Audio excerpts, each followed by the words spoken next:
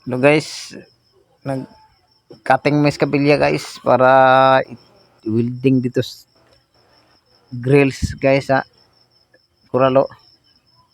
Ano yung cutting sa kuan? Madali lagi siya utdo ng kabilya. Mani ang among angle bar nga itaod sa kuan tubo.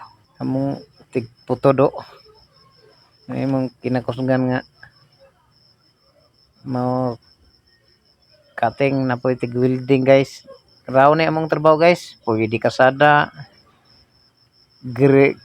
coral, gate,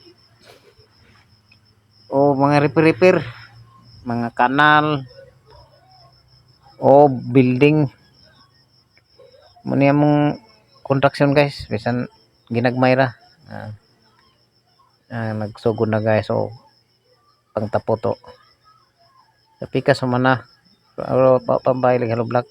Dire humanag file finishing na humanag haligi na design haligi guys. Babaw ang trabaho guys pwede welding, pintor, napitig sunod ni pintal. Pwede pintal aning among mga agi. Tapos sa pikas project. Hapitan na human guys. So, kaduha naka-expand. Hinay lang sa matag adlaw na napisunod ni guys ginagmay nga project muning trabaho guys. So arang inita na gipila nag dipinisingan na po rin guys. So akong gitirahan gani wa pa na magpinising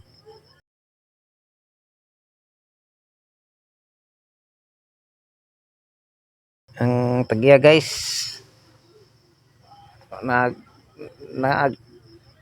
paabot kung unsa ang project mahuman o nabay project sunod. Kami mga trabante nag paabot lang po may trabaho o wala po basta ang pagpanarbaho dawato na to ang bisan unsa ang pinakamaayo lang gyud ang pagsabot diha sa matag adlaw gikan sa paid area gikan sa tag-iya o kontraktor o bisan asa nga tema sa sitwasyon sa mga design sa pagpanarbaho. Ano